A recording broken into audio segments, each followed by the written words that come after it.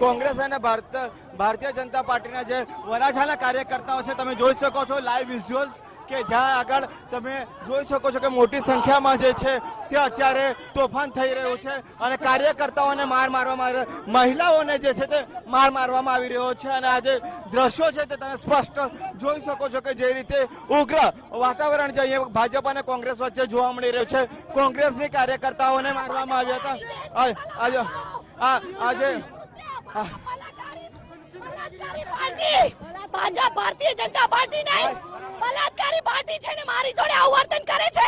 એ બીજી બહેનોનું શું માન રાખતા હશે નાલાયકો? તો આ રીતે અત્યારે કોંગ્રેસના કાર્યકર્તાઓની સાથે પણ જે ગેરવર્તણૂક છે તે થયું છે. ભારતીય જનતા પાર્ટીના પણ જે કેટલાક કાર્યકર્તાઓ છે તેઓ અહીંયા આવ્યા હતા. શું થયું હતું અત્યારે જ્યારે આ આપણે નામાંકન ભરવા માટે ભારતીય જનતા પાર્ટીના ઉમેદવાર દર્શનાબેન જરદોશ જઈ રહ્યા હતા ત્યારે એમની બધી જ ગાડીઓ અહીંયા રોકાવી દીધી.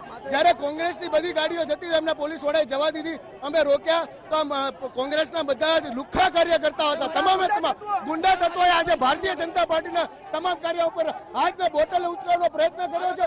એનો અમે જડબાતોડ અત્યારે જવાબ આપી રહ્યા છીએ.